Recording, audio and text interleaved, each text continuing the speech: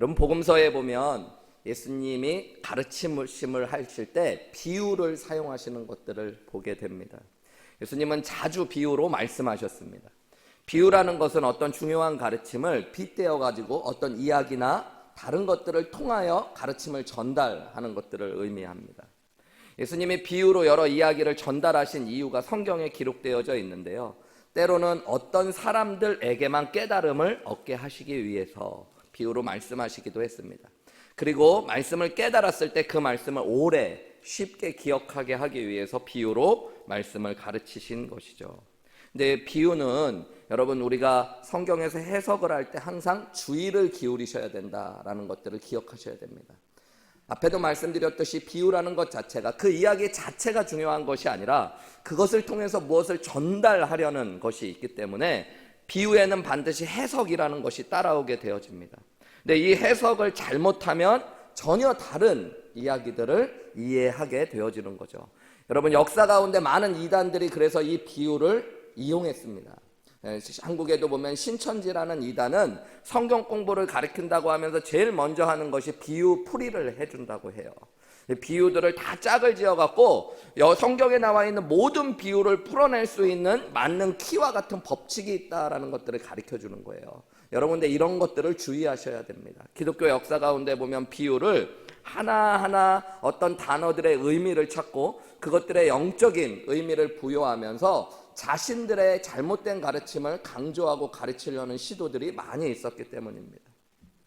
그렇다면 비유를 올바르게 해석하려면 무엇이 필요할까? 제가 오늘 아주 중요한 것들, 이 신학교에서 목사님들 되실 분들이 배우는 가장 중요한 비유 해석에 대한 걸 여러분한테 알려드릴 테니까 관심 있는 분들만 잘 기억하시기 바랍니다.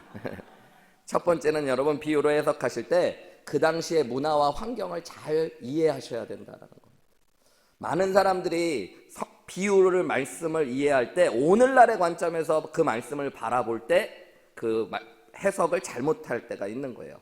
여러분, 예수님께서 이 비유를 던져줄 때 어떤 이야기나 어떤 비유를 드실 때는 항상 그 당시 문화와 관련 있는 말씀을 하셨어요. 예를 들어서 예수님이 씨 뿌리는 자의 비유를 말씀하실 때 그 씨 뿌리는 자의 비유를 이해하려면 유대인들 1세기에 유대인들의 농사하고 씨를 뿌리는 것들에 대한 이해가 있을 때 그 말씀을 제대로 이해할 수 있는 겁니다. 오늘 본문의 말씀도 마찬가지예요. 오늘 본문의 비유는 흔히 열처녀의 비유라고 불리워지는 말씀인데 이 본문을 이해하려면 1세기 유대인들의 결혼 문화를 이해하실 필요가 있습니다. 두 번째로 이 비유 말씀들을 잘 해석하려면 그 본문 자체에서 의미하는 것들을 찾으려고 노력하셔야 돼요. 성경은 항상 그 본문 안에 답이 있는 경우가 있습니다. 우리가 흔히 본문을 읽고 이 본문을 이용해서 내가 하고 싶은 이야기를 찾아가는 것이 아니라 본문 그 자체가 무엇을 이야기하고 있는지를 우리가 살펴볼 필요가 있어요. 생각보다 많은 깊이 있는 가르침들이 그 본문 안에 답이 다 나와 있는 경우가 많이 있습니다. 세 번째는 여러분, 문맥 안에서 성경을 보셔야 된다는 거예요. 문맥이라는 거는 우리가 읽는 본문보다 조금 더 큰 눈 안에서 성경을 이해하실 필요가 있다는 거예요. 세 가지를 제가 말씀드렸죠. 그 당시 이 비유가 기록되고 전하여진 당시의 문화와 환경을 보셔야 된다고 그랬고, 본문 안에 있는 본문 속에서 성경의 뜻을 찾아야 되고, 그리고 문맥 속에서 뜻을 찾아야 된다고 그랬어요. 무슨 의미인지 잘 어려워 보이지만 오늘 말씀은 이 세 가지를 기억하면서 저랑 같이 이 마태복음 25장 1절부터 13절까지의 비유를 살펴보다 보면 여러분, 이것이 무슨 뜻인지 조금 더 잘 이해하실 수 있을 것 같아요. 우선 여러분, 우리는 비유를 이해하기 위해서 첫 번째로 무엇을 잘 알아야 된다고 그랬어요? 1세기 당시의 문화와 어떤 환경을 잘 알아야 된다고 그랬죠. 특별히 1세기 유대인들이 어떤 결혼을 했는지를 알아야지 오늘 본문의 말씀을 더 잘 이해할 수 있게 돼요. 유대인들은 항상 결혼을 하기 전에 정혼을 했습니다. 오늘날로 보면 약혼과 같은 것들을 거의 무조건 했어야 돼요. 우리는 약혼 하는 사람도 있고 안 하는 사람도 있죠. 그죠? 저는 약혼을 못하고 안 했어요. 한국에 제가 있을 때만 이제 20년, 25년 전 이렇게 결혼하려고 준비할 때만 해도 약혼은 돈이 좀 있어야지 하는 거였습니다. 그리고 한국도 약혼만의 문화가 있어요. 여러분 아시나요? 약혼은 누가 비용을 지불하는지 아세요, 여러분? 다 약혼 안 하고 그냥 저같이 그냥 쑥 하셔가지고 약혼은 여자 집에서 다 돈을 지불해야 돼요. 그래서 뭐 호텔 같은 데서 약혼을 한다 그러면 그건 신부집에서 다 지불하는 것이 일반적인 한국의 문화입니다. 지금 현대에. 그러니까 한국에 있는 사돈을 맺는데 내가 딸을 가졌는데 약혼을 하겠다 그러면 여러분 계산을 좀 하시고 생각을 하셔야 되는 문화가 있어요. 유대인들은 근데 반드시 정혼을 해야 됐어요. 정혼. 근데 우리는 약혼을 했다고 법적으로 부부가 된 거는 아니죠. 당시에 1세기 유대인들은 정혼을 하면 이미 법적으로 부부가 된 거와 마찬가지예요. 함께 살지는 않고 아직 결혼 잔치를 하지는 않았지만 법적으로 아내가 되고 남편이 된 거예요. 유대 문화를 이해하면은 우리가 마태복음 초반에 그리고 복음서 누가복음 같은 것에 마리아와 요셉, 예수님의 아버지와 어머니가 정혼을 한 상태였잖아요. 그죠? 그런데 배가 불러오잖아요. 그럼 오늘날 같으면 그냥 조용히 파혼하면 되고 약혼을 깨면 되는 거거든요. 아직 결혼도 안 했고 법적으로 부부가 된 게 아니니까. 그런데 당시에는 돌에 맞아 죽을 수 있을 만한 심각한 일이었던 이유는 법적으로 그들이 이미 부부였기 때문인 것입니다. 유부녀가 자신의 남편이 아닌 남자와 관계를 갖고 애를 가진 것들은 당시에 심각한 죄이고 돌에 맞아 죽을 만한 죄였기 때문이라는 거죠. 그런 것들을 우리가 이해하셔야 돼요. 근데 이 정혼을 하고 나서 어떤 일들이 벌어지냐면 신부와 신랑은 이제 정혼했으니까 법적으로 부부가 됐으니까 같이 마음대로 만나고 살아가는 것이 아니라 근 1년 정도를 떨어져 있어야 됩니다. 신부는 자신의 몸과 마음을 준비하는 시간을 가져요. 신부 수업을 받는 거와 마찬가지입니다. 자기의 집에서 사람들도 함부로 만나지 않고요. 몸을 항상 정결하게 하고 아기를 낳을 수 있는 몸으로 준비를 하고 또 이제 살림을 하고 남편을 섬길 수 있는 준비를 하는 시간들을 갖어요. 기도하고 영적으로 또 충만한 관계, 나중에 자녀들을 낳으면 자녀들에게 말씀을 가르칠 수 있는 어머니로서, 유대인들은 어머니가 자녀들을 말씀으로 양육했기 때문에 그런 준비를 하는 1년의 기간들이 있어요. 그 기간 동안 남편을 만날 수 없습니다. 남편은 아내를 데려와서 이제 가정을 꾸릴 여러 가지 준비를 합니다. 그리고 한 1년 정도가 지나면 남편이 아내를 데리러 오는 거예요. 데리러 와서 아내 되는 아내를 신랑의 집으로 데려가면 그때부터 잔치가 벌어집니다. 며칠에서 심지어 열흘 이런 기간 동안 가족들, 친지들, 이웃들이 함께 모여서 아주 성대한 잔치를 벌이는 게 당시의 결혼 문화예요. 이 결혼 문화에서 오늘 본문을 이해하기 위해 하나 더 이해하셔야 될 게 있는데 그것은 뭐냐면 들러리들이 있었다는 겁니다. 서양 결혼에는 신부의 들러리들이 있잖아요. 그리고 오늘 유대인의 결혼 풍습에서도 이 들러리들이 있는데 이 들러리들은 다 신부와 가까이 있는 사람들 중에 결혼하지 않은 사람들이 들러리를 쓸 수 있었어요. 처녀들이 나오는 거예요. 여기 처녀들은 신부가 아니라 들러리들입니다. 10명의 들러리들. 이 처녀들은 이제 신랑이 올 기간이 오면 한 1년 정도 뒤에 오니까 어느 때 올지는 몰라요. 오늘날 같이 막 청첩장이 있고 잔치가 벌어진다고 초대장을 벌이는 게 아니니까 신랑이 준비를 다 될 때까지 기다리는 건데 한 1년 정도 기다리고 있는 시간이 있으니까 1년이 다가오면 들러리들은 먼저 미리 신부 집에 함께 머뭅니다. 그때 가가지고 막 신랑이 왔다 그러는데 친구들 부르고 그러면 안 되니까 며칠 전부터 아니면 몇 주 전부터 신부의 집에서 함께 머무는 거예요. 대부분의 결혼식은 초저녁부터 시작해갖고 밤에 시작되면서 이루어져요. 유대인들의 시간은 항상 저녁이 넘어가면 하루가 시작되기 때문에 이제 저녁이 되고 밤이 되었을 때 신랑을 따라 갈 확률이 많기 때문에 들러리들이 꼭 준비해야 될 게 있어요. 그게 뭐냐면 등과 기름입니다. 등과 기름. 혹은 횃불을 준비해야 돼요. 그러면서 신부가 가는 길을 밝히고 사람들을 함께 신부의 집에 있는 가족들과 이웃들을 함께 신랑의 집으로 데리고 가서 성대한 잔치가 벌어지게 하는 거예요. 이 들러리로 뽑혔다는 것은 영광스럽고 명예로운 일들이었습니다. 오늘 본문의 말씀을 이해하려면 이런 말씀을 이해해야 돼요. 그래서 오늘 본문은 1절 말씀에 어떻게 돼요? 그때의 천국은 마치 등을 들고 신랑을 맞으러 나간 10처녀와 같다 하리니. 이게 이해가 되시죠 이제? 신랑을 맞으러 나가기로 한, 그러니까 들러리가 되었던 10명의 처자들의 이야기로 비유로 천국을 이야기해주고 계십니다. 하나님의 나라를 설명해주고 계세요. 2절에 보면 그 중에 5은 미련하고 5은 슬기 있는 자라. 10명이 있었는데 그 중에 반은 미련하다라고 평가를 받고요. 5은 슬기 있는 자다라고 평가를 받습니다. 미련한 자와 슬기 있는 자가 구분된 이유가 무엇입니까? 3절과 4절에 보면 미련한 자는 등을 가졌지만 기름을 가지지 아니했고 슬기로운 자들은 그릇에 기름을 담아 등과 함께 가져갔다 그래요. 처음 준비될 때부터 뭔가 달랐어요. 미련한 자들은 등만 가지고 왔대요. 그죠? 근데 슬기로운 자들은 등과 함께 무엇을 가져왔대요? 기름을 그릇에 담아서 가지고 왔다. 그러니까 기름, 뭐 오늘날로 하면 석유통을 하나씩 들고 온 거나 마찬가지인 거예요. 5절에 보면 신랑이 더디 오므로 다 함께 졸며 잤다라고 그래요. 언제 올지를 모르니까. 근데 생각한 것보다 늦게 오는 거예요. 여러분, 무언가 막연하게 기다리면 참 그게 길게 느껴질 때가 있잖아요. 그러니까 처음에 모여갖고 수다도 떨고 뭐 게임도 하고 그렇게 하다가 한 명씩 졸기 시작하니까 다 졸고 자고 있는데 6절에 밤중에, 여기 밤중은 한밤중을 이야기합니다. 한밤중에 소리가 났어요. 보라 신랑이로다. 누가 이렇게 소리를 질렀어요? 맞으러 나오라 그래요. 그럼 이제 나가야 돼요, 들러리들이. 7절에 보면 이에 처녀들이 다 일어나 등을 준비해요. 근데 여러분, 얼마나 미련한 여자들입니까? 죄송합니다, 제가 여성을 비하한 게 아니라 여기 나온 말대로 이 미련한 여자들도 등을 준비한 거예요. 근데 뭐가 없는데? 기름도 없는 등을 막 준비한 거예요, 똑같이. 그래서 8절에 미련한 자들이 슬기 있는 자들에게 이렇게 이야기합니다. 우리 등불이 꺼져가니까 너희 기름을 좀 달라 이야기해요. 야, 우리 이제 기름이 없어갖고 요거 지금 붙인 거 심지 타고 나면 다 없어질 테니까 기름 좀 빌려줘. 그렇게 얘기했더니 9절에 보면 슬기 있는 처녀들, 지혜로운 처녀들이 대답하여 이르되 우리와 너희가 쓰기에 다 부족할까요? 차라리 파는 자들에게 가서 너희 걸 사야 돼. 이렇게 얘기해요. 빌려줄 수 없어, 사야 돼. 이렇게 얘기한 거예요. 10절에 이 미련한 여인들이 기름을 사러 간 사이에 신랑이 왔어요. 그리고 준비되었던 사람들은 함께 혼인잔치로 들어갔습니다. 그리고 어떻게 됐대요? 문이 닫혔대요. 그 후에 기름을 막 늦게 가지고 와가지고 11절에 보면 이 미련했던 처녀들 5명이 주님, 주님 좀 열어주소서 이렇게 소리를 쳤대요. 그때 12절에 보면 예수님이 이렇게 말씀하셔요.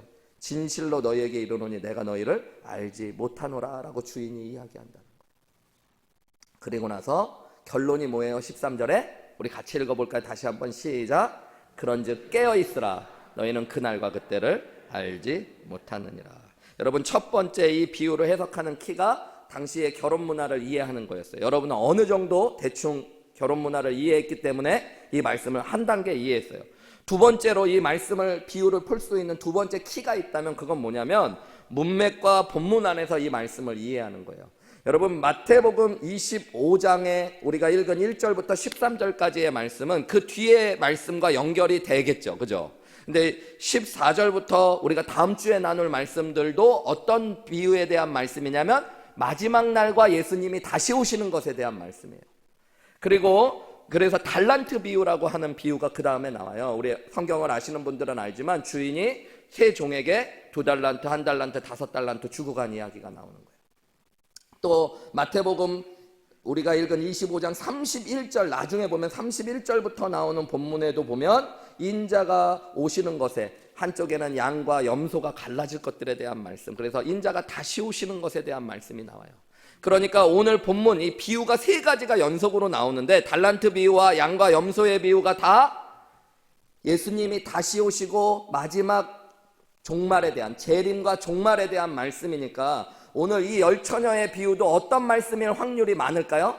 종말과 재림에 대한 말씀일 확률이 많을 거예요. 그것뿐만 아니라 마태복음 25장 앞에는 마태복음 몇 장이 나오겠어요, 여러분? 네, 이건 어려운 게 아니죠, 그죠? 24장 우리가 지난주에 말씀을 나눴죠. 지난주에 어떤 말씀이었어요? 성전을 보면서 제자들이 예수님 저 큰 돌들을 좀 보십시오. 그랬더니 예수님이 저 돌들이 다 무너질 거다. 제자들이 어느 때에 이런 일이 임하고 인자가 다시 올 때는 어떤 징조가 있습니까? 라고 얘기했을 때 예수님께서 예루살렘 성전이 무너질 것과 함께 마지막 날에 대한 말씀하시고 예수님 다시 오실 것들에 대한 말씀을 주셨어요. 그러니까 앞과 뒤에 있는 말씀이 다 예수님이 다시 오실 것과 인류의 역사의 마지막에 대한 말씀이에요. 그러니까 오늘 마태복음 25장 우리가 나누는 1절부터 13절도 같은 주제를 가지고 있을 확률이 많은 거죠. 그죠? 한마디로 무슨 이야기로 오늘의 본문을 좀 바라볼 필요가 있어요? 종말과 예수님의 재림에 대한 말씀으로 오늘 본문의 말씀이에요. 신랑이 다시 오신다는 얘기가 있는 게 보이잖아요. 그러고 나면. 그죠? 그리고 신부의 들러리들이 누구를 기다려요? 신랑을 기다리고 있는 것이잖아요. 그런 것들을 이해하셔야 돼요. 거기다가 오늘 문맥 안에서 이 말씀을 이해해야 된다고 그랬으니까 25장 1절에 보면 이 결혼식의 말씀이 결혼을 어떻게 하면 잘하느냐, 들러리로 어떻게 하면 성공하느냐에 대한 교훈이 아니라는 것들을 알 수 있는 이유가 예수님이 1절에 이것은 무슨 비유에 대한 말씀이라고 얘기해 주셨을까요? 천국은 마치라고. 그러니까 이게 천국에 대한 말씀이에요, 여러분. 문맥 안에, 본문 안에 이미 키가 담겨져 있는 거예요. 맞아요, 여러분? 그러니까 오늘 본문을 보면서 천국에 대한 이해를 하셔야 돼요. 천국이 뭐예요? 마태복음의 가장 중요한 주제라고 여러 번 말씀드렸어요. 천국은 왕이신 예수님께서 다스리시고 함께 하시는 것을 천국이라고 이야기합니다. 우리는 이 땅에서 예수님을 나의 구원자여 주님으로 믿으면 내 안에 천국을 경험하게 되어집니다. 그리고 우리가 함께 천국을 누리다 죽고 나서는, 그리고 인류의 마지막에는 예수님이 다시 오실 때 완성된 천국에서 영원히 거하게 될 것입니다. 그래서 구원은 천국과 관련 있는 얘기예요. 예수님은 이 천국을 설명해 주시고자 자신이 항상 왕이라고 말씀하셨던 거예요.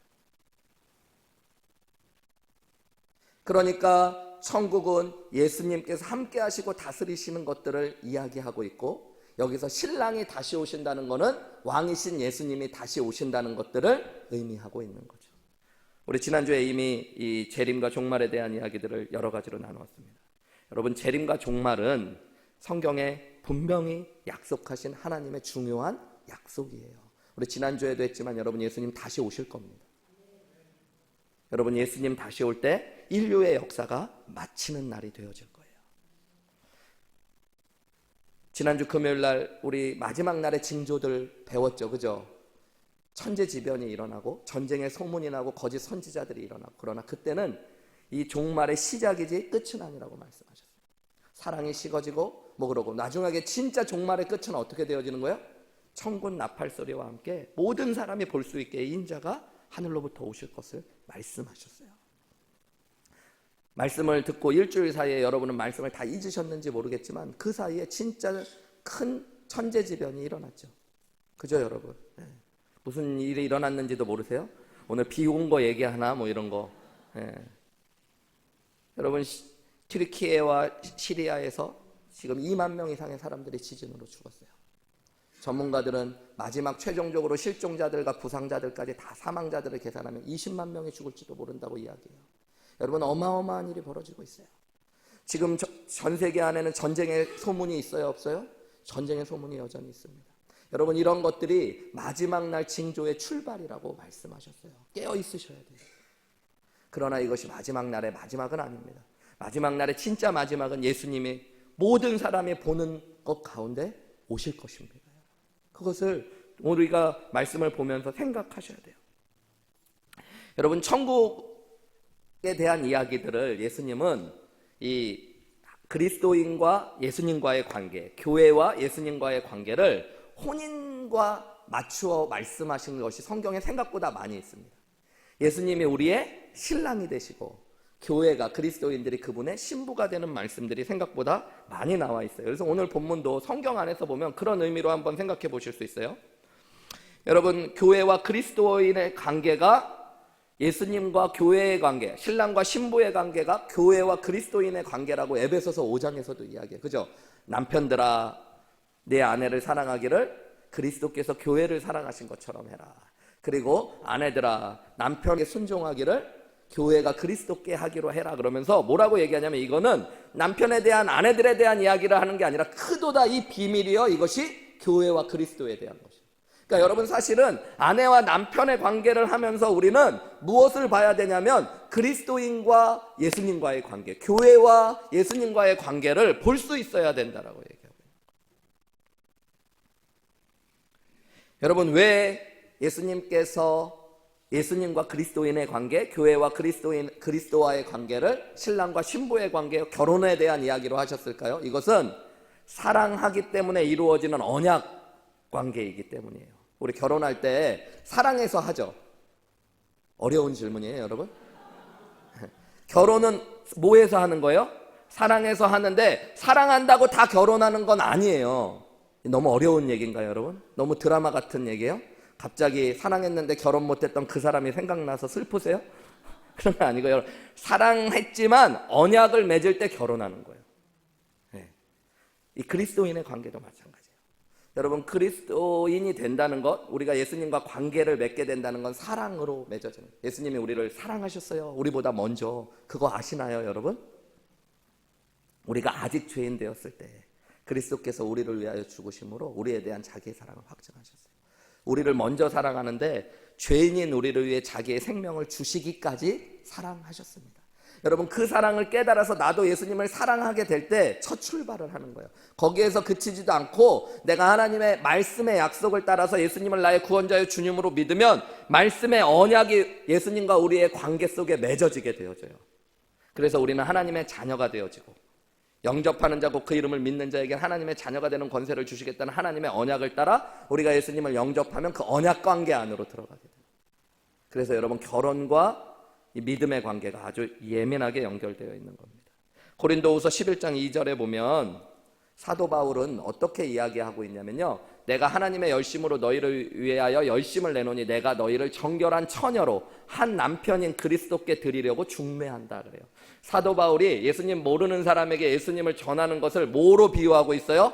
정결한 처녀로 한 남편 그리스도에게로 드리도록 나는 중매쟁이가 되는 것이라.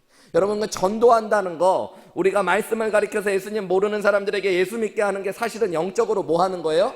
중매 서는 거예요. 중매 서는 거예요. 좋은 선생님이 되는 건 일타 강사가 돼가지고 성경 말씀을 1, 2, 3 잘 나누어서 논리적으로 가르쳐주는 게 아니라 좋은 중매쟁이가 되셔야 돼요. 나를 만나면 예수님을 모르던 사람이 예수님을 알게 되고 거예수님을 사랑하게 되고 예수님의 신랑, 신부가 되어질 때 여러분, 그게 좋은 목회자가 되는 거고 좋은 선생님이 되어지고 좋은 전도자가 되어지는 거예요. 예수님 믿는 것이 여러분, 그러니까 결혼과 관련 있다고 얘기하잖아요. 사도 바울이 그렇게 보여주잖아요. 요한복음 3장 28절에서 29절에 보면 침례 요한은 뭐라고 이야기해요? 내가 말한 바 나는 그리스도가 아니요 그의 앞에 보내심을 받은 자라고 한 것을 증언할 자는 너희니라 라고 그런 다음에, 신부를 취하는 자는 신랑이나 서서 신랑의 음성을 듣는 친구가 크게 기뻐하나니 나는 이러한 기쁨으로 충만했대. 침례 요한이 뭐라 그러면 자기가 사람들을 회개하며 침례를 주었던 게 뭐라고 이야기하냐면 신랑의 들러리였다는 거예요. 그래서 신부와 신랑이 함께 만나는 순간 신랑의 음성을 듣는 신부가 기뻐하는 것들을 함께 보며 기뻐하는 것처럼 나는 그런 기쁨으로 충만한 사람이라는 거예요. 그러니까 예수님 만나는 것을 신부가 신랑을 만나는 것과 연결해서 성경이 여러 곳에서 이야기하는 거죠. 마태복음 9장 14절에서 15절에 보면 예수님도 이렇게 말씀하셨어요.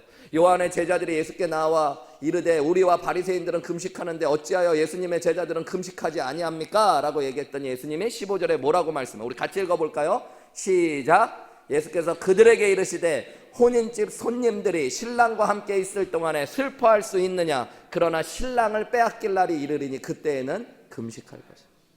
예수님의 제자들이 금식할 때가 올 거라고 얘기하면서 그 금식할 때가 예수님이 십자가에 못 박히시고 죽으시고 부활하시고 승천하셔서 떠나가실 때를 얘기해요.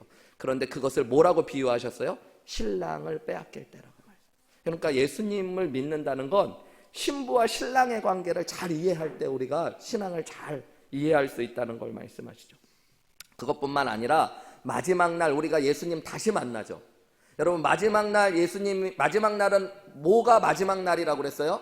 전쟁, 기근 이런 게 아니라 예수님이 다시 오실 때, 그때 먼저 잠자던 자들은 일어나서 예수님과 함께 오고 이 땅에 살아있는 자들은 공중으로 들어 올려가 예수님 만날 거라고 이야기했어요. 그곳에서 영원히 함께 살 거라고 얘기했어요. 여러분, 이 예수님 만나는 거를 요한계시록 19장 6절에서 9절은 그곳에서 이루어질 일을 뭐라고 표현할까요? 또 내가 들으니 허다한 무리의 음성들과 같고 많은 물소리와도 같고 큰 우레소리와 같은 소리로 이르되 할렐루야, 우리 하나님 곧 전능하신 이가 통치하시도다. 우리가 즐거워하고 크게 기뻐하며 그에게 영광을 돌리세. 뭐가? 어린 양의 혼인 기약이 이르렀고 그의 아내가 자신을 준비하였으므로 그에게 빛나고 깨끗한 세마포 옷을 입도록 허락하셨으니 이 세마포 옷은 성도들의 옳은 행실이로다 하더라.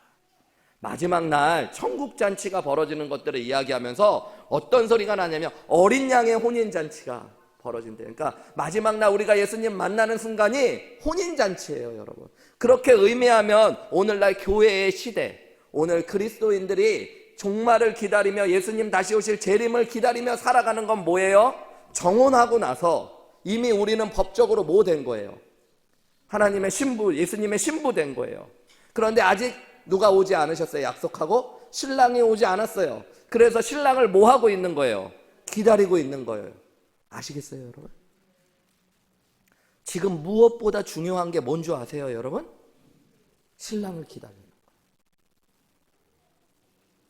여러분, 들러리들도 자기가 준비가 안 돼 있어서 이 불행한 일을 맞는데, 신부가 어디 집에 나가 있어. 네, 바쁜 일이 있어서 시장 꼭 봐야 돼서. 근데 신랑이 왔어요. 심각한 일이 벌어지는 거죠. 그죠? 여러분, 우리가 이 땅에서 신앙생활 하는 것들을 성경적으로 보면 어떤 의미에서 신랑을 기다리는 신부들이 다 되신 거예요. 주님 오실 날을 준비하셔야 되는 거죠. 여러분, 중요한 것들이 있어요. 내가 신분지부터 확인하셔야 돼요. 아무것도 아닌 게 아니라 내가 진짜 주님의 사랑을 알고 나도 주님을 사랑함으로 예수님을 나의 구원자여 주님으로 믿고 법적으로 언약적으로 하나님의 자녀가 되고 예수님의 신부 될 준비가 진짜 됐는지 생각하셔야 돼요. 나는 신부인 줄 알고 신랑을 기다렸는데 신랑이 나중에 와서 저는 당신을 도무지 모르겠는데요. 이러면 여러분 문제가 심각해지는 거죠. 여러분 또한 남편을 기다리는 신부의 마음이 나에게 있는지 물어보셔야 돼요. 여러분 정말 신부가 정혼을 했어요. 그리고 남편을 사랑해요. 그러면 신부는 남편이 오는 날을 기다려요? 안 기다려요? 당연히 기다리겠죠. 저희가 미국에 살다 보니까 가끔 그 신랑과 아내와 남편이 떨어져 계시는 분들이 계시죠. 뭐 한국에 잠깐 동안이나 꽤 오랜 기간 동안 떨어져 계셔야 되는 분들. 다 기다리는 게 아니더라고요. 어떤 분들은 제가 옆에서 가만히 보면 남편이 갈 것을 기다리는 분들도 계신데, 여러분 정상은 뭘까요? 올 것을 기다리는 게 정상입니다, 여러분.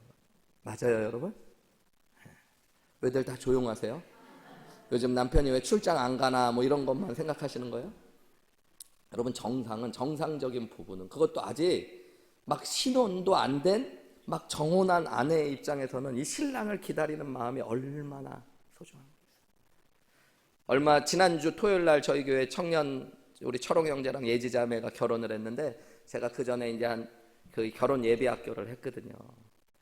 둘이서 이제 뭐 결혼에 대한 얘기를 저랑 여러 가지를 하는데, 결혼식을 얼마나 기다리겠어요.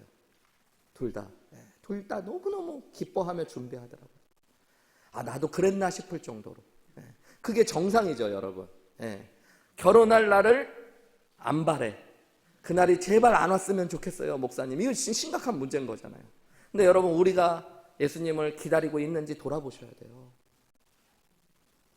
예수님 오시는 게 왠지 너무 무서울 것 같고 안 왔으면 좋겠고, 그럼 여러분 내가 신부가 됐는지부터 좀 문제가 있을 수 있고, 신앙이 뭔가 병들어 있다라는 증거겠죠. 또 한 가지 우리가 생각할 수 있는 거, 오늘 본문에 보면 2절부터 여러분 그 들러리가 되었던 사람들이 둘로 딱 갈라지죠. 뭐하고 뭐로요? 슬기로운 처녀들과 미련한 처녀들로.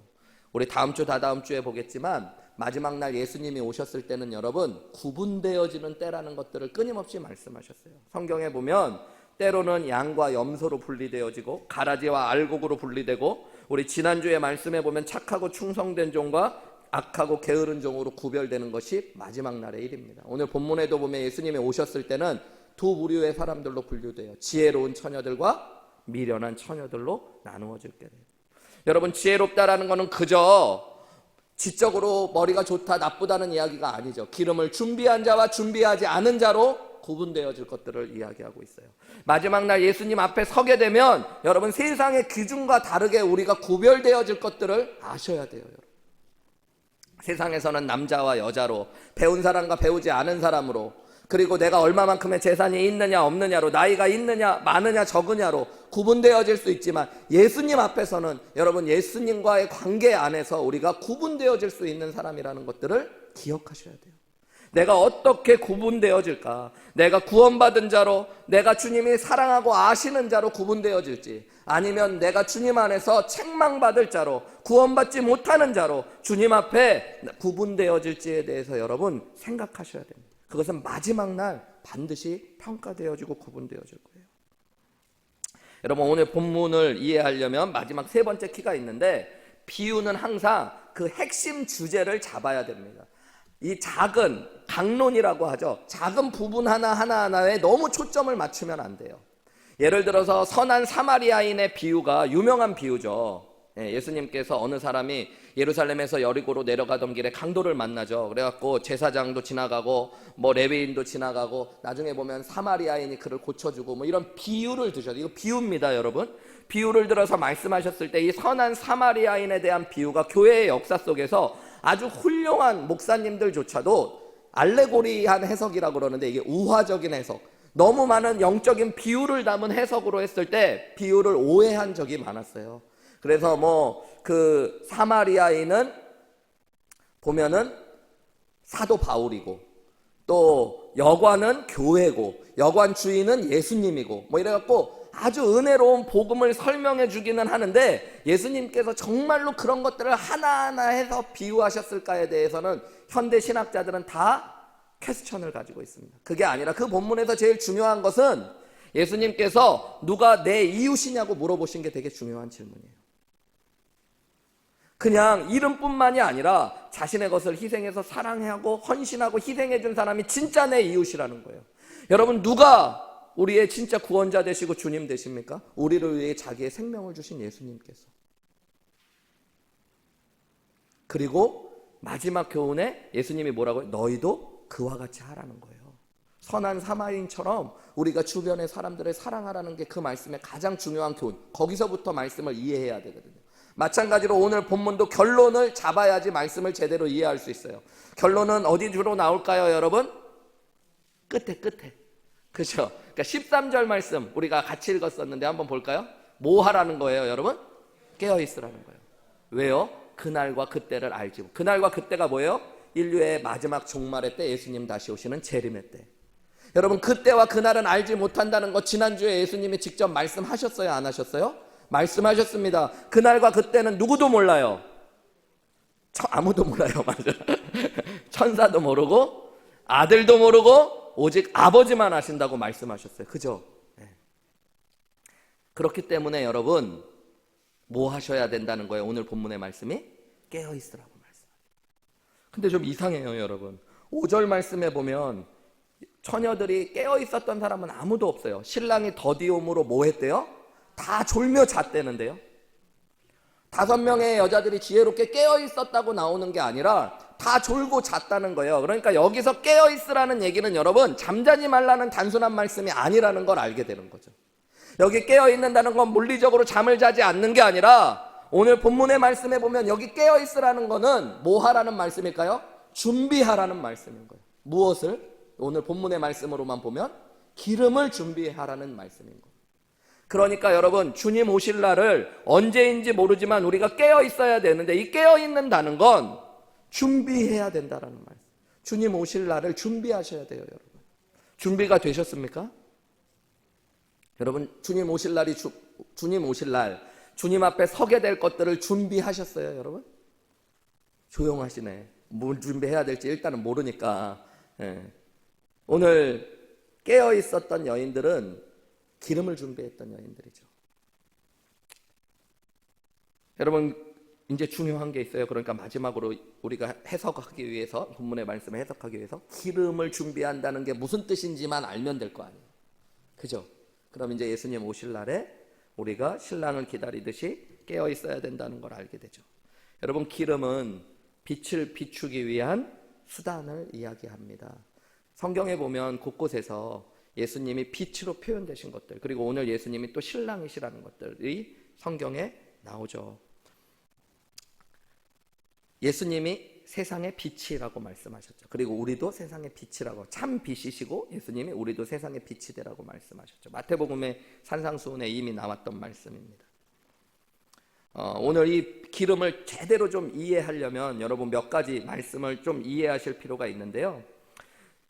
기름을 준비한 것과 준비하지 않은 여인들이, 제 질문을 잘 이해하세요? 기름을 준비한 것과 준비하지 않은 것 빼고 차이가 있었어요, 없었어요? 없었어요. 그죠? 똑같이 다 뭘 준비했어요? 등을 준비했어요.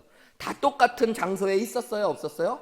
있었어요. 또 신랑이 올 때까지 그곳에서 기다리고 있었어요, 없었어요? 기다리고 있었어요. 신랑이 오면 결혼잔치에 참여할 것들을 바랬을까요, 안 바랬을까요? 바랬을 거예요. 뭐 하나만 차이가 있는 거예요? 기름이 있느냐 없느냐만 차이가 있었던 거죠. 왜 이 이야기가 중요하냐면요, 여러분, 겉모습으로 보면 슬기로운 처녀들과 미련한 처녀들은 아무 구분이 되지 않아요. 오직 이 기름으로만 구별되어진다는 걸 알아야지 기름이 무엇인가를 알 수 있습니다. 신랑이 왔을 때 나팔과 외침이 마지막 날 있겠다고 예수님 말씀하신 대로 신랑의 소리가 들렸어요. 그때 여인들은 똑같은 모습으로 똑같이 있었지만 기름이 있느냐 없느냐를 가지고 구분되었던 거죠. 기름을 준비했느냐 준비하지 않았느냐. 마태복음은, 여러분, 이제 우리가 마태복음을 끝나가요. 마태복음 몇 장까지 있을까요? 28장까지 있어요. 근데 우리가 지금 몇 장을 나누고 있어요? 25장. 그러니까 이제 얼마 남지 않았습니다. 여러분은 그냥 금요일 날 왔는지 모르겠지만 장장 2년 동안 우리가 마태복음을 나눴어요. 금요일마다. 예.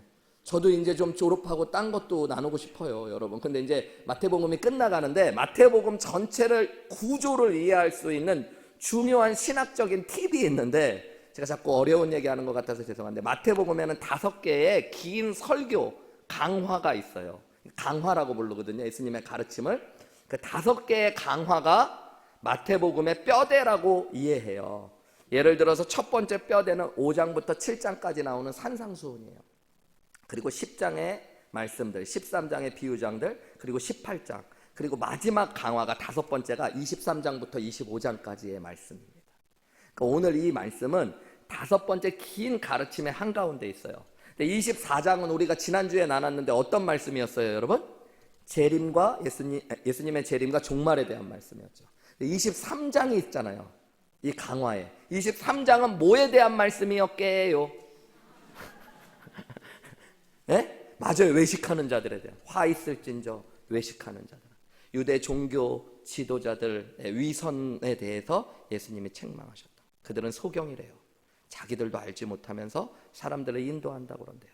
겉으로는 거룩한 척하지만 그들 안에는 생명이 없다라는 걸 얘기해요. 회칠한 무덤 같은 자들, 독사의 자식들 같은. 사실은 독사의 자식이라고 성경이라서 번역했지만 예수님이 하신 말씀은 독사 새끼들아, 이렇게 얘기하신 거예요. 그 당시에 있었던 진짜로 통용되었던 욕입니다.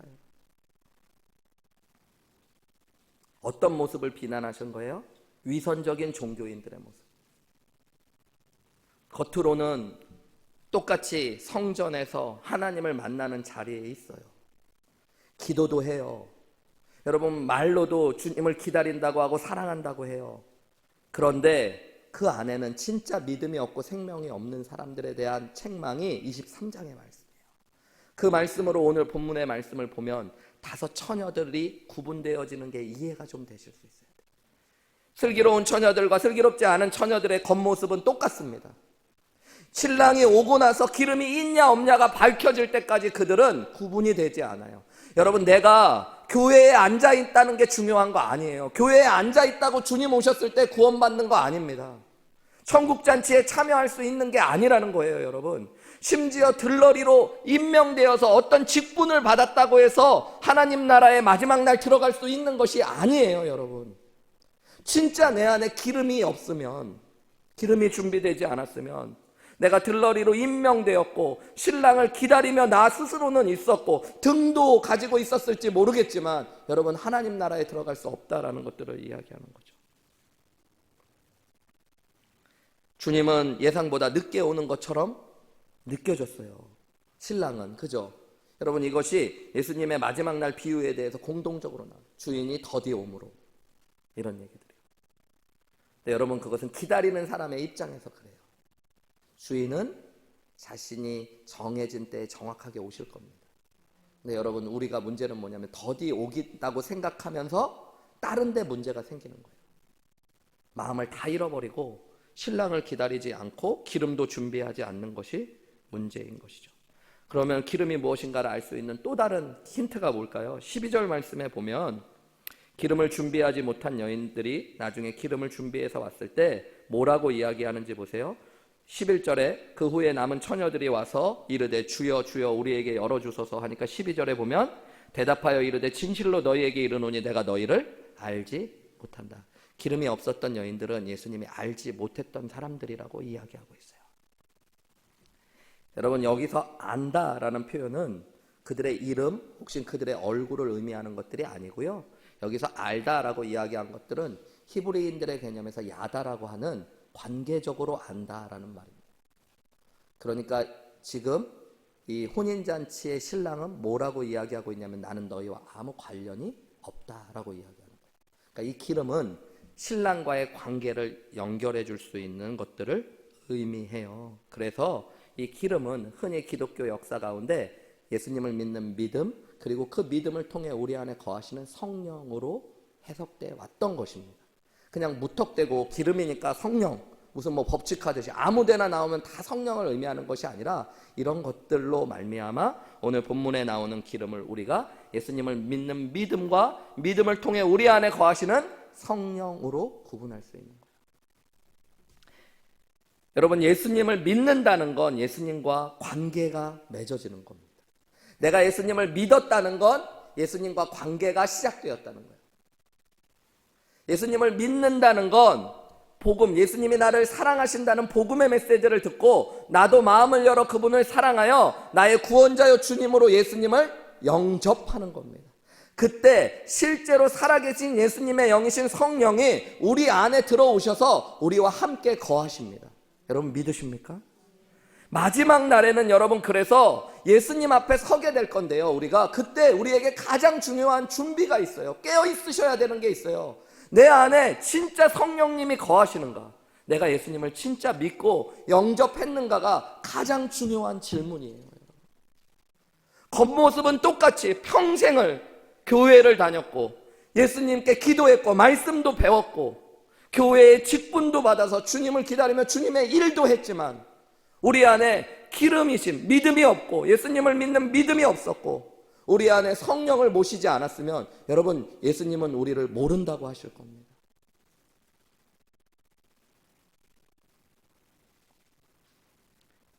구약에도 보면 여러분 우리 호세아서의 말씀 예전에 제가 설교했었어요. 주일날.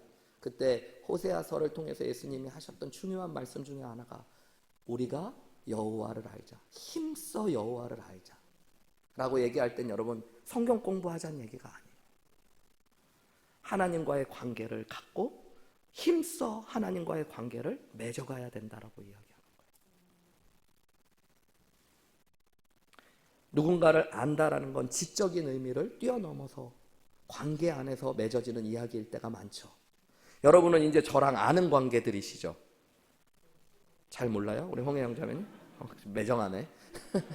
그래서 좀 덜 친할 수는 있죠. 얼마나 잘 아느냐가 중요한 겁니다. 그 얘기를 하려고 그런 거예요.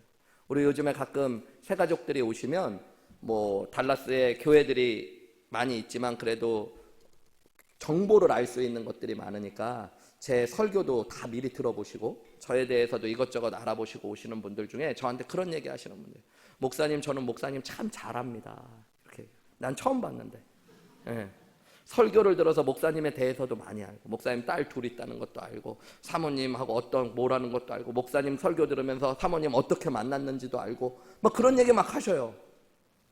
근데 저는 그분한테 뭐라 그럴까요, 여러분? 아, 그러세요. 목사님이니까 얘기하지만 속으로는 나는 너를 도무지 알지 못하노라 이렇게 이야기해요. 그죠? 난 진짜 그분을 몰라요. 그분의 이름도 모르고 뭐 남편이 있는지 없는지 애들이 어떤지 그분이 어떻게 교회를 왔는지 진짜 몰라요. 나는 진짜 도무지 너를 알지 못하노라. 그 말을 하면 그분이 교회를 나오겠어요? 그러니까 안 나오니까 내가 안 하죠. 근데 여러분 그분은 나를 안다라고 얘기하지만 그 안다는 제가 얘기하는 안다와 전혀 다른 이야기인 거죠. 그분은 지적으로 저를 알았을지는 몰라요. 저에 대하여 안 거죠. about 대석.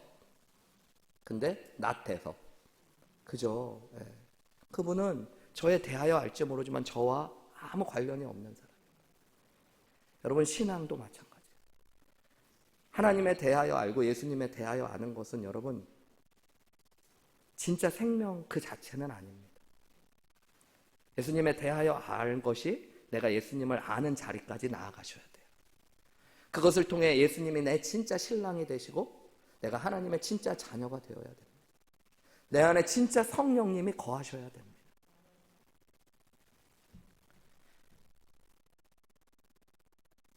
예수님을 믿는다는 것과 예수님을 영접한다는 건 동의어죠. 요한복음 1장 12절에 보면 영접하는 자가 곧 그 이름을 믿는 자라고 얘기했으니까. 여러분이 예수님을 믿느냐 안 믿느냐는 내가 예수님을 진짜 영접했느냐 아니냐로 구분되어져요.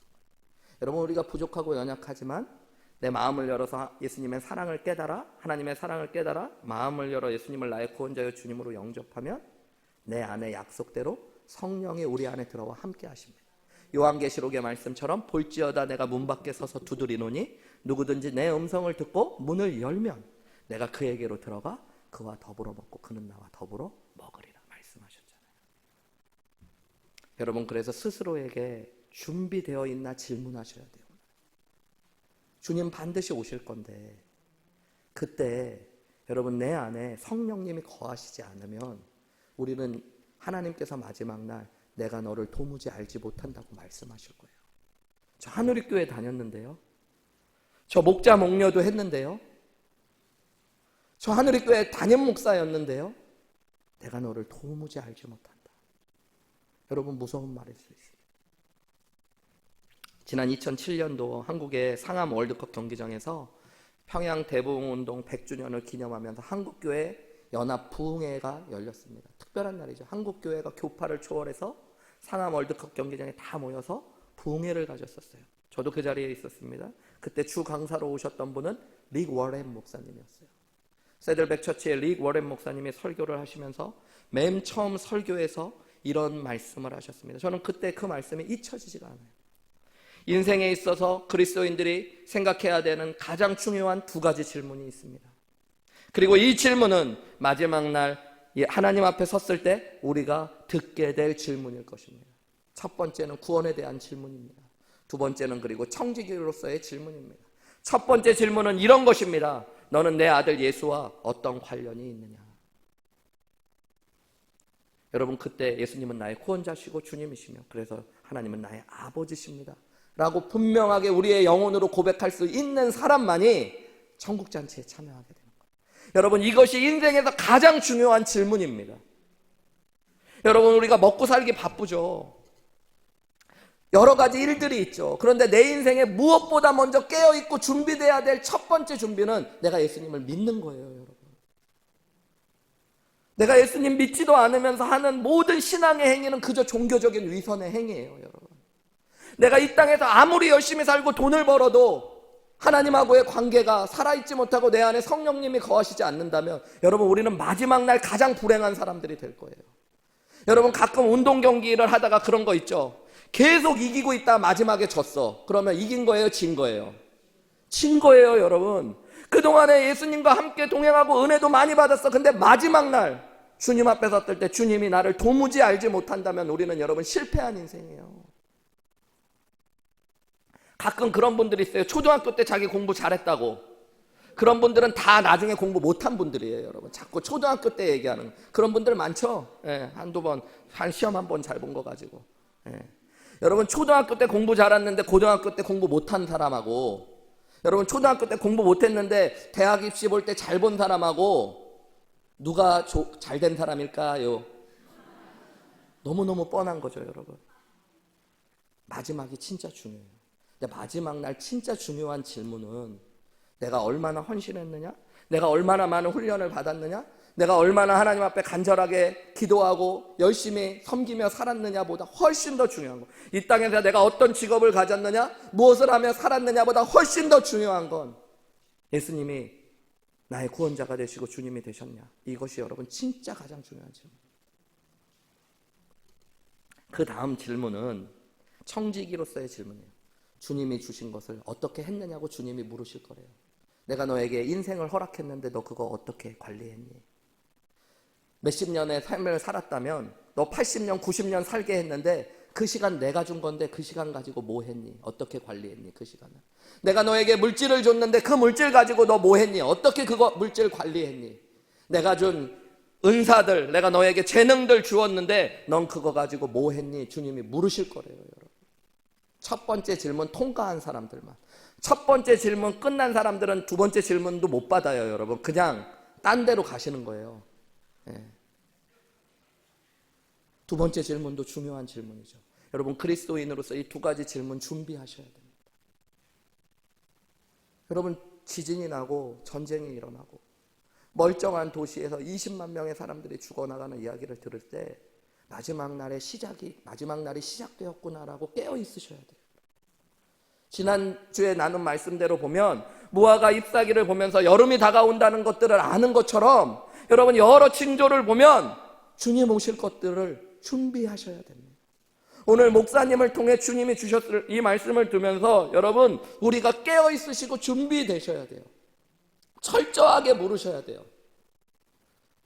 지난 주에 예수영전 모임 있을 때 예수영전 모임 9분의 분들이 오셨어요. 그리고 또 복음을 들으셨어요. 너무너무 귀한 거예요.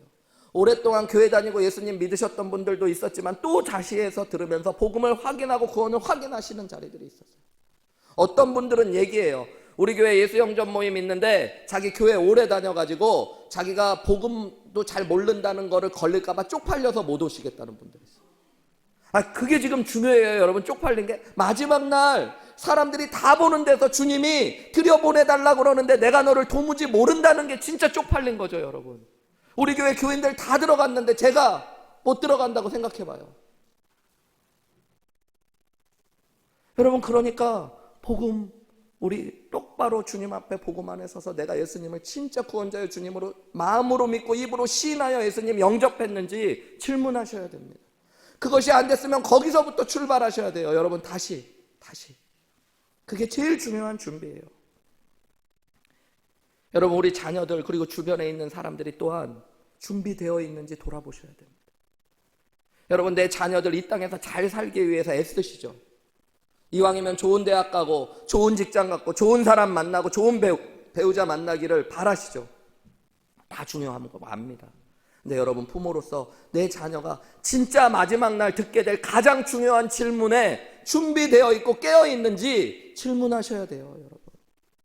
그렇지 못하다면 내 자녀를 위해 울며 기도하셔야 됩니다. 십자가를 지고 올라가셨던 예수님이 자신을 향해 통곡했던 여인들을 보며 뭐라 그래요? 예루살렘의 딸들아, 나를 위해 울지 말고 네 자녀들을 위해 울라고 말씀하셨어요. 내 자녀가 이 땅에서 의사로 살고 노벨 무슨 생물학상을 받고 세상 사람들이 다 존경받고 알고 그래서 부도 다 가지고 사람들을 많이 도와주고 섬기며 존경받으며 살면 뭐해요? 예수님을 몰랐다면 여러분, 마지막 날 진짜 불행한 인생 살게 되는 거예요. 내 친지들 중에 여러분 예수 믿지 않는 분들이 있으면 그분들을 울며 기도하셔야 됩니다. 여러분, 이게 가장 중요한 질문입니다. 마지막 날 우리가 보게 될 진짜 질문입니다. 우리 교회가 예수님 전하고 믿게 하는 교회 되게 해달라고 기도하셔야 됩니다. 여러분, 진짜 오직 예수, 오직 복음만이 우리를 구원할 수 있는 길이라는 걸 믿고 예수님이 전하여지고 복음이 전하여져야 됩니다. 여러분, 지진 난 곳들 요즘 가끔 뉴스에서 보니까요, 다 무너지고 나니까 살았냐 아니냐만 중요한 거예요. 저쪽에 핸드폰 잊어버렸다 이런 거가 필요한 게 아니에요, 여러분.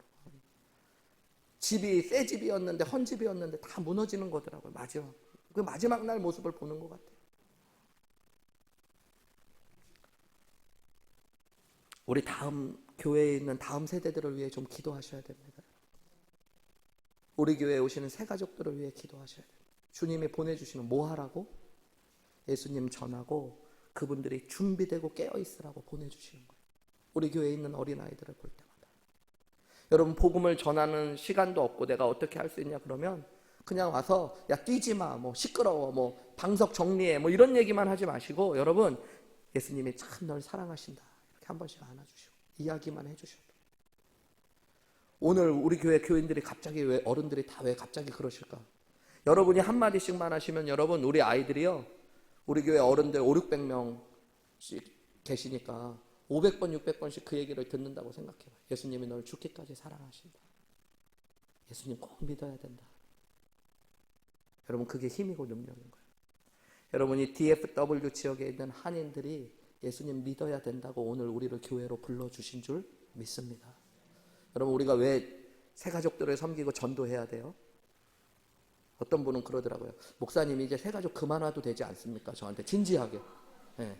아니 어려운 교회도 많은데 우리가 다 뭐 가진 제가 뭐 어떻게 하려고 오라고 그런 적은 없어요. 여러분 저는 진짜 솔직하게 얘기하세요. 여러분 고민이 생각보다 많은 것이 있어요. 그래서 저희 교회가 이 지역에 있는 그 신문, 종교 신문에도 광고, 박스 광고를 안 냅니다. 그 물론 돈도 내야 되지만 어지간한 교회가 다 하는데 저희 교회 안 내요. 그 이유 중에 하나는 저희 교회까지도 거기다 내면 진짜 어려운 교회들 홍보하려고 그 이름 했는데 제 생각에는 조금 양심이 없는, 제가 좀 작은 교회도 목회해봐서 아는데 그런 마음이 들 때 큰 교회가 더하면 있는 사람들이 더하는 것 같고 진짜 다 빼가는 것 같고 그런 마음이 들 때가 있어요. 그래서 될 수 있으면 절제하는 마음으로 우리 교회에 오는 분들 잘 섬겨야 될 것 같은 마음은 있어요. 근데 그분은 그런 마음인 거죠. 자리도 이제 부족한데 교회도 터져나갈지 모르는데 새가족이 계속 오는 게 꼭 좋은 거 아니지 않습니까? 교회에 앉아서 예배 드리는 데는 불편하실 수 있지만 여러분 우리가 사람을 죽이고 살리는 일 가운데 쓰임받아야 되는 교회라면 여러분 그리고 우리 교회 안에 주님이 사람들이 왔을 때 살리기 위해 우리 교회에 죽어가는 사람을 보내주셨다면 우리 지금 병실이 좁으니까 다른 병원 가세요라고 이야기하는 소리와 같이 얼마나 매정한 소리가 되어지는 겁니까? 여러분 주님이 보내주시는 영혼들이 있으면 우리를 통해 생명을 얻고 구원받을 수 있게 해달라고 우리가 깨어 있으셔야 돼요. 여러분 우리 교회 솔직하게 막 목사님이 전도하자 엄청 얘기 안 하잖아요. 그죠? 근데도 영혼들을 보내주시잖아요. 그 얘기는 여러분이 전도 별로 안 하는데 새가족들이 온다는 얘기잖아요. 데려오는 것도 귀한데 보내주신 사람도 관리를 못하면 우리가 지금 주님 앞에 섰을 때 조금 그렇죠, 여러분. 예, 주님이 보내준 거 어떻게 했냐고 질문할 거라니까요, 여러분. 주신 것들 가지고 질문할 거라니까요. 그때 예수님 믿는 거 정말 귀한 겁니다. 우리가 생각하는 것보다 너무 귀한 겁니다. 말씀을 마치면서 여러분 여기 계신 분들은 금요일 날까지 오셨으니까 대부분은 이미 예수님을 영접하고 믿으시는 분들이죠. 여러분 이게 얼마나 감사한 일입니까? 이 땅에서 우리가 좀 부족하고 연약할 수 있어요. 그런데 여러분 마지막 날 신랑 되신 예수님을 만날 준비가 되어 있다면, 내가 예수님을 믿었다면 준비된 거예요, 여러분.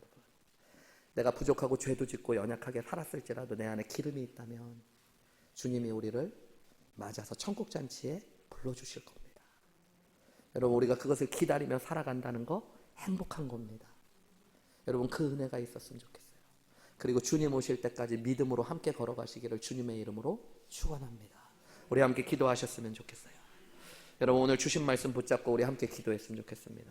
스스로에게 진짜 질문하십시오. 내가 진짜 예수님을 믿는 사람인지, 예수님이 나의 진짜 신랑 되시고 하나님이 나의 아버지 되심을 나는 확인할 수 있는지, 내 안에 성령님께서 거하시고 내가 예수님을 영접해서 기름을 준비한 지혜로운 처녀인지, 아니면 겉모습으로는 똑같은 모습으로 또 예수님을 기다리는 자리에도 있었지만 기름이 정작 없어서 예수님이 마지막 날 나를 도무지 알지 못한다고 미련한 처녀라고 이야기할 그 사람이 나는 아닌지 돌아보시면서 주님 내게 믿음을 달라고, 그리고 믿음이 있는 분들은 감사와 찬송을 올려드리며 이 믿음 굳게 지키며 주님 기다리겠다고 우리 함께 기도하며 나아가시겠습니다. 기도하시겠습니다.